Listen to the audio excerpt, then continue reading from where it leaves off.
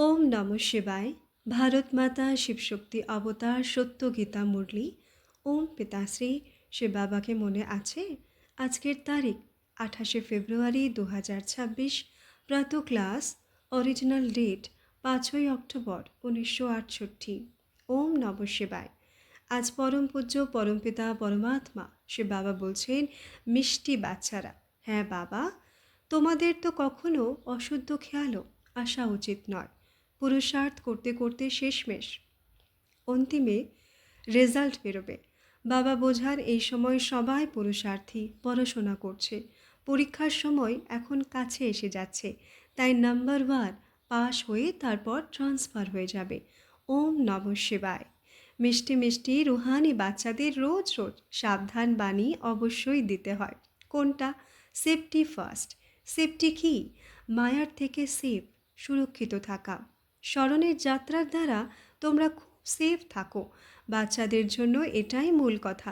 বাবা বুঝিয়েছেন, তোমরা বাচ্চাদের যত স্মরণের যাত্রায় তৎপর থাকবে, তত খুশিও থাকবে, আর ম্যানার্স, চালচলন, ক্যারেক্টারও ঠিক থাকবে। কারণ পাবনও হতে হবে, ক্যারেক্টার শোধরাতে হবে, নিজেকে যাচাই করতে হবে।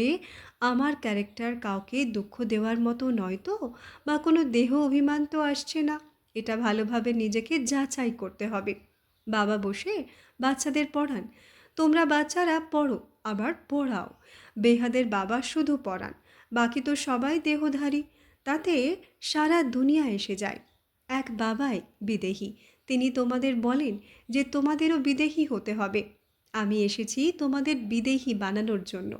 পবিত্র হয়েই সেখানে যাবে, ছি ছি নোংরাকে তো সাথে নিয়ে যাব না। তাই প্রথমে মন্ত্রই এটা দেন, মায়াকে বশ করার মন্ত্র, পবিত্র হওয়ারও মন্ত্র। এই মন্ত্রে অনেক গুণ ভরা আছে, এর দ্বারাই পবিত্র হতে হবে। মানুষ থেকে দেবতা হতে হবে। নিশ্চয়ই আমরাই দেবী দেবতা ছিলাম। তাই বাবা বলেন, নিজের সেফটি চাও, মজবুত মহাবীর হতে চাও, তো এই পুরুষার্থ করো। বাবা তো শিক্ষা দিতেই থাকেন, ড্রামা অনুসারে একদম ঠিকই চলছে, আবার ভবিষ্যতের জন্য বোঝাতে থাকবেন। স্মরণের যাত্রায় দুর্বল হওয়া যাবে না, যদিও ভেতরে ঘরে থাকে, কিন্তু খুবই কাঁচা। বাবা বুঝিয়েছেন, বাইরে থাকা বাচ্চারা ভেতরে থাকাদের জয় করে নেয়। অর্জুনের উদাহরণ আছে না, সে ফেল হয়ে গেল, বাইরের জন জিতে গেল। এরকম কিছু কাহিনী আছে। বাইরের বান্ধেলি গোপিকারা, বিশেষ করে তারা যত স্মরণ করে তত ঘরে থাকারা করে না, কারণ তাদের সে বাবার সাথে মিলনের জন্য ছটফটানি থাকে। যারা মিলিত হয়ে যায় তাদের যেন পেট ভরে যায়। তারা খুব স্মরণ করতে করতে ভেতরের থাকাদের চেয়েও অনেক উচ্চ পদ পেতে পারে। দেখা যায় ভালো ভালো বড় সেন্টার সামলানো মুখ্যরা স্মরণের যাত্রায় দুর্বল। জ্ঞানের তলোয়ারে জৌহর ধার খুব ভালো চায়। ধার না থাকার কারণে কারোর তীর লাগেই না, পুরো মরেই না। বাচ্চারা চেষ্টা করে জ্ঞানের বান মেরে বাবার বানাতে বা মর্জিবা বানাতে, কিন্তু মরে না তো নিশ্চয়ই, জ্ঞানের তলোয়ারে গণ্ডগোল আছে। বাবা যদিও জানেন ড্রামা একদম অ্যাকিউরেট চলছে, কিন্তু ভবিষ্যতের জন্য তো বোঝাতে থাকবেন, তাই না? প্রত্যেকে নিজের মনকে জিজ্ঞেস করো, আমরা কতক্ষণ স্মরণ করি? স্মরণেই বল আসবে। তাই বলা হয় জ্ঞানের তলোয়ারে ধার চাই। জ্ঞান তো খুব সহজ রীতিতে বোঝাতে পারো। যত যত ইয়াদের মধ্যে থাকবে ততই বড় মিষ্টি হতে থাকবে। তোমরা শতপ্রধান ছিলে তো খুব মিষ্টি ছিলে, এখন আবার শতপ্রধান হতে হবে, খুব মিষ্টি হতে হবে। স্বভাবও খুব মিষ্টি হতে হবে। কখনো রুষ্ট হওয়া উচিত নয়। এমন বাতাবরণ যেন না হয় যাতে কেউ রুষ্ট হয়, কেউ যেন রুষ্ট না হয়, এমন চেষ্টা করতে হবে। কারণ এই ঈশ্বরীয় কলেজ স্থাপন করার সার্ভিস অনেক উঁচু দরের। বিশ্ববিদ্যালয় তো ভারতে অনেক গায়ন আছে, বাস্তবে তা নেই। বিশ্ববিদ্যালয় তো একটাই হয়। বাবাই এসে সবাইকে মুক্তি, জীবন মুক্তি দেন। বাবা জানেন সারা দুনিয়ার যা কিছু মানুষ মাত্রই আছে সবাই শেষ হবে। বাবাকে ডাকাও হয়েছে এই জন্য যে এই ছিছি দুনিয়াকে খতম করো, নতুন দুনিয়ার স্থাপনা করো। বাচ্চারাও বোঝে, বরাবর বাবা এসেছেন, এখন মায়ার আড়ম্বর কত। ফল অফ পাম্পিয়ার খেলাও দেখায়। বড় বড় বাড়ি তৈরি হচ্ছে, এটা হলো পাম্প। সত্যযুগে এত 18 তলা 40 তলা বাড়ি তৈরি হয় না। এখানে তৈরি হয় কারণ থাকার জন্য জায়গা খুব কম। বিনাশ যখন হয় তখন শোভাও পায়। সব বড় বড় বাড়ি পড়ে যায়। আগে এত বড় বড় বাড়ি তৈরি হতো না। বম্বস যখন ফেলবে তখন এমনভাবে পড়বে যেন তাসের ঘর পড়ছে। এর মানে এই নয় যে ওরাই মরবে, পড়বে, বাকি অন্যরা থেকে যাবে। না, যে যেখানে থাকবে, চাই সমুদ্রে থাকবে, পৃথিবীতে থাকবে, আকাশে থাকবে, গাছে থাকবে, উড়তে থাকবে, সবাই শেষ হয়ে যাবে। এটা পুরানো দুনিয়া না? 84 লক্ষ জনই আছে, এরা সবাই শেষ হয়ে যাবে। সেখানে নতুন দুনিয়ায় কিছুই হবে না। না এত মানুষ হবে, না মশা ইত্যাদি হবে। এখানে তো গাদা গাদা আছে।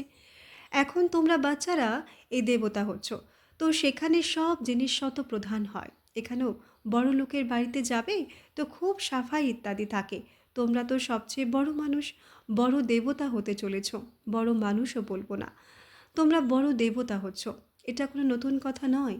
5,000 বছর আগেও তোমরা হয়েছিলে নাম্বার ওয়ান। এই এত আবর্জনা ইত্যাদি সেখানে কিছুই হবে না। বাচ্চাদের খুব খুশি হওয়া উচিত। আমরা অনেক বড় উচ্চ দেবতা হচ্ছি। একজনই বাবা আমাদের পড়ান, যিনি আমাদের অনেক উচ্চ বানান। পড়াশোনায় সব সময় নাম্বার ওয়ান পজিশন হয়। কেউ কম পড়ে, কেউ বেশি পড়ে। এখন বাচ্চারা পুরুষার্থ করছে, বড় বড় সেন্টার খুলছে এই জন্য যে বড়দের জানা হোক ভারতের প্রাচীন যুগের গায়ন আছে। বিশেষ করে বিলেতবাসীদের বেশি উৎকণ্ঠা হয় রাজযোগ শেখার। ভারতবাসীরা তো তমপ্রধান বুদ্ধি, ওরা তাও তমবুদ্ধি। তাই ওদের শখ থাকে ভারতের প্রাচীন রাজযোগ শেখার। ভারতের প্রাচীন রাজযোগ নামি দামি, যার দ্বারাই ভারত স্বর্গ হয়েছিল। খুব কম আসে যারা এসে পুরো রীতি বোঝায়। স্বর্গ অথবা হেভেন পাস্ট হয়ে গেছে, তা আবার হবে অবশ্যই। হেভেন অথবা প্যারাডাইস হলো সবচেয়ে ওয়ান্ডার অফ দ্য ওয়ার্ল্ড। স্বর্গের কত নাম নামি, স্বর্গ আর নরক, শিবালয় আর বেশ্যালয়। তোমাদের বাচ্চাদের এখন নাম্বার ওয়ান পুরুষার্থ অনুসারে মনে আছে যে আমাদের শিবালয়ে যেতে হবে। সেখানে যাওয়ার জন্য শিব বাবাকে স্মরণ করতে হবে। তিনি পাণ্ডা সবাইকে নিয়ে যাওয়ার জন্য। ভক্তিকে বলা হয় রাত, জ্ঞানকে বলা হয় দিন। রাত আর দিনের মধ্যে অনেক তফাৎ হয়, তাই না? তাও এটা তো বেহাদের কথা। নতুন দুনিয়া আর পুরনো দুনিয়ার মধ্যে তো অনেক তফাৎ হয়। এখন দিল্লিতে বড় বড় বাড়ি তৈরি হচ্ছে, তো বাচ্চাদের মনে হয় এত উচ্চ থেকে উচ্চ পড়াশোনা, উচ্চ থেকে উচ্চ বাড়িতে আমরা পড়াই, তো বড় বড় লোক জাগবে। এক একজনকে বসে বোঝাতে হয় বাস্তবে পড়াশোনা বা শিক্ষা দেওয়ার জন্য একান্তে স্থান হয়। ব্রহ্মজ্ঞানীদেরও আশ্রম শহর থেকে দূরে দূরে হয় আর নিচেই থাকে, এত উঁচু তলায় থাকে না। এখন তো তমপ্রধান হওয়ার কারণে শহরের ভেতরে ঢুকে পড়েছে। সেই শক্তি শেষ হয়ে গেছে। এই সময় সবার ব্যাটারি খালি হয়ে গেছে, সন্ন্যাসীদের ব্যাটারিও খালি। এখন ব্যাটারি কিভাবে ভরতে হবে, এটা বাবা ছাড়া কেউ ব্যাটারি চার্জ করতে পারে না। বাচ্চাদের ব্যাটারি চার্জ করলেই শক্তি আসবে। এর জন্য মুখ্য হলো স্মরণ। এতেই মায়ার বিঘ্ন পড়ে। কেউ তো সার্জনের কাছে সত্যি বলে, কেউ লুকিয়ে নেয়। ভেতরে যা খামতি আছে তা বাবাকে বলতে হবে না? এই জন্মে যা পাপ করেছ তা অবিনাশী সার্জনের কাছে বর্ণনা করা উচিত, নয়তো তা মনের ভেতরে খেতে থাকবে। শোনানোর পর আর খাবে না, ভেতরে রেখে দেওয়া সেটাও ক্ষতিকারক। যারা সত্য সত্য বাচ্চা হয় তারা সব বাবাকে বলে দেয়, এই জন্মে এই পাপ করেছি। দিন প্রতিদিন বাবা জোর দিতে থাকেন, এটা তোমাদের অন্তিম জন্ম। তমপ্রধান হওয়ার কারণে পাপ তো নিশ্চয়ই অনেক হয়। বাবা বোঝান আমি অনেক জন্মের শেষে যে নাম্বার ওয়ান পতিত তার মধ্যেই প্রবেশ করি, কারণ একেই আবার নাম্বার ওয়ানে যেতে হবে। অনেক মেহনত করতে হয়। এই জন্মে পাপ করা আছে তো অনেকের জানা নেই যে আমরা এটা কি করছি, সত্যি বলে না। কেউ কেউ সত্যি বলে দেয়। বাবা বুঝিয়েছেন কর্মেন্দ্রিয় শান্ত তখন হবে যখন কর্মাতীত অবস্থা হবে। যদি যোগ বলে মজবুত হতে থাকো তবে কর্মেন্দ্রিয় একদম শান্ত হয়ে যাবে। সেখানে কোনো এমন নোংরা অসুখ, কাদা পাক ইত্যাদি থাকেই না। মানুষ খুবই পরিষ্কার থাকে। সেখানে তো রাম রাজ্য, এখানে রাবণ রাজ্য। তাই অনেক প্রকারের নোংরা ইত্যাদির অসুখ আছে। সত্যযুগে এইসব কিছুই হয় না, খুবই পরিষ্কার থাকে। কথায় জিজ্ঞেস করো না। নামই কত ফার্স্ট ক্লাস, স্বর্গ, হেভেন, নতুন দুনিয়া। বাবা বুঝিয়েছেন ভক্তি মার্গকে বলা হয় ঠকবাজির মার্গ। অনেক ঠকানো হয়, বড় বড় ঠগ হয়, তাদেরও কোনো দোষ নেই। কেউ ঠগ পাপাত্তা হয়। বাবা বসে বোঝান এই পুরুষোত্তম সঙ্গম যুগেই তোমরা এইসব কথা শোনো। কাল শুনতে না। কাল মৃত্যুলোকের মালিক ছিলে, আজ তোমরা অমর লোকের মালিক হচ্ছ। নিশ্চয়তা হয়ে যায় কাল মৃত্যুলোকে ছিলে, এখন সঙ্গম যুগে আসায় অমরপুরীতে যাওয়ার জন্য তোমরা পুরুষার্থ করছো। পড়ানোর জন্য শিব বাবা এখনই আমাদের সাথে মিলিত হয়েছেন। ভালোভাবে পড়ে তো পয়সা ইত্যাদিও কামায়। বলিহারি পড়াশোনারই বলা হবে, এটাও এরকম। এই পড়াশোনার দ্বারা তোমরা খুবই উচ্চ পদ পাও। এখন তোমরা পুরুষোত্তম সঙ্গম যুগে আছো। কাল কলিযুগে ছিলে, আজ এখানে। রাত দিনের তফাত হয়ে যায়। রাত ভক্তিমার্গকে বলা হয় জ্ঞান বুদ্ধিতে এসে যাওয়ায় আবার ভক্তিমার্গ আপনিই ছুটে যায়। বলতে হয় না, কাল তোমরা ঘোর অন্ধকার রাতে ছিলে, এখন তোমরা আলোয় আছো। এটাও তোমরা বাচ্চারা ছাড়া আর কারোর জানা নেই। তোমরাও আবার ঘড়ি ঘড়ি ভুলে যাও, পুরনো দুনিয়ায় চলে যাও। ভোলা মানে পুরানো দুনিয়ায় চলে যাওয়া। এখন তোমরা সঙ্গম যুগে ব্রাহ্মণদের জানা আছে। আত্মা জানি আমরা কলিযুগে নেই, এটা তো সদাই মনে রাখতে হবে। আমরা নতুন বিশ্বের মালিক হচ্ছি। বাবা আমাদের পড়ানি নতুন দুনিয়ায় যাওয়ার জন্য। এটা হলো শুদ্ধ অহংকার, ওটা হলো অশুদ্ধ অহংকার। তোমাদের বাচ্চাদের তো কখনো অশুদ্ধ খেয়ালও আসা উচিত নয়। পুরুষার্থ করতে করতে শেষমেশ অন্তিমে রেজাল্ট বেরোবে। বাবা বোঝান এই সময় সবাই পুরুষার্থী, পড়াশোনা করছো। পরীক্ষার সময় এখন কাছে এসে যাচ্ছে, তাই নাম্বার ওয়ার পাস হয়ে তারপর ট্রান্সফার হয়ে যাবে। তোমাদের হলো বেহাদের পড়াশোনা, যা শুধু তোমরাই জানো। তোমরা কত বোঝাও, নতুন নতুন আসতে থাকে। বেহাদের বাবার থেকে বেহাদের বর্ষা পাওয়ার জন্য যদিও দূরে থাকে, তবুও শুনতে শুনতে নিশ্চয় বুদ্ধি হয়ে বোঝে। এমন বাবার সম্মুখেও যাওয়া উচিত। যে বাবা বাচ্চাদের পড়িয়েছেন এমন বাবার সাথে সম্মুখে তো অবশ্যই দেখা করা উচিত। বুঝেই এখানে আসে। কেউ না বুঝে থাকলে তবুও এখানে আসায় বুঝে যায়। বাবাও বলেন মনে কোনো কথা থাকলে, কিছু বুঝতে না পারলে তা জিজ্ঞেস করো।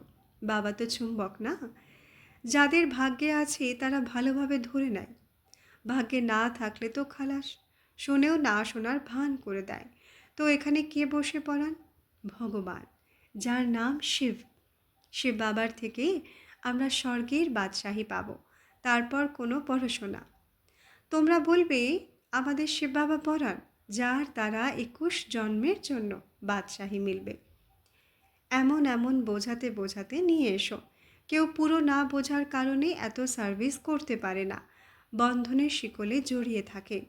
শুরুতে তোমরা কিভাবে নিজেকে শিকল থেকে ছাড়িয়ে এসেছিলে, যেমন কি কেউ মস্তানা হয়। এটাও ড্রামায় পার্ট ছিল, তো টান হয়েছিল। ড্রামা অনুসারে ভাট্টি হওয়ার ছিল। জীবিত অবস্থায় মরে গিয়েছিলে, আবার কেউ মায়ার দিকে চলে গেছে। যুদ্ধ তো হয় না, মায়া দেখে এ খুব সাহস দেখিয়েছে, এখন আমরাও ঠুকে দেখি যে পাকা কিনা। কত বাচ্চাদের সামলানো হতো, সব কিছু শেখাতেন। তোমরা বাচ্চারা অ্যালবামের চিত্র ইত্যাদি বসে দেখো, শুধু চিত্র দেখলেও বুঝতে পারে না। কেউ বসে বোঝা কি হতো, কিভাবে ভাট্টিতে পড়েছিলে, তারপর কেউ কিভাবে বেরোলো, কেউ কিভাবে। যেমন টাকা ছাপানো হয়, তবুও কোনো কোনো খারাপ হয়ে যায়। এটাও ঈশ্বরীয় মেশিনারি। ঈশ্বর বসে ধর্মের স্থাপনা করেন, এই কথা কারোরই জানা নেই। বাবাকে ডাকেও, কিন্তু যেমন কি দুর্দশাগ্রস্ত। মায়া রাবণ একদম দুর্দশাগ্রস্ত বানিয়ে দেয়। সে বাবার পূজাও করে, আবার বলে দেয় সর্বব্যাপী। এই সর্বব্যাপী কিভাবে হতে পারে? কত পাথর বুদ্ধি অবুঝ হয়ে যায়। সে বাবা বলেন, আমি আবার সর্বব্যাপী কিভাবে হতে পারি? বাবা বলো, আবার সর্বব্যাপী কিভাবে হবে? পূজা করে, ওই জিনিসকে শিব বলে।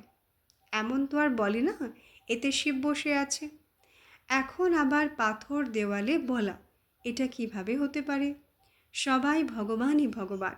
ভগবান তো আনলিমিটেড তো হবে না, তাই না? আচ্ছা, রুহানি বাচ্চাদের ইয়াদ প্যার আর নমস্তে। আমরা রুহানি বাচ্চাদের রুহানি মাত পিতা বাপ দাদাকে ইয়াদ প্যার, গুড মর্নিং, নমস্তে নমস্তে নমস্তে, ধন্যবাদ বাবা, ধন্যবাদ। আজকের বরদান, তৃপ্ত আত্মা ভব। ব্যাখ্যা: তোমাদের বাচ্চাদের কখনো কিছু চাওয়ার ভাবনা হওয়া উচিত নয়। যে কোনো প্রকারের চাওয়া নিজেকে তৃপ্ত আত্মা অনুভব করতে পারবে না। সদা সর্বপ্রাপ্তির দ্বারা তৃপ্ত আত্মা হও। ব্রাহ্মণ জীবনের স্লোগান হল, অপ্রাপ্ত নেই কোনো বস্তু, মাস্টার সর্বশক্তিমানের ভাণ্ডারে। এই স্লোগান সদা স্মৃতিতে রাখো। আচ্ছা, ওম নমঃ শিবায়।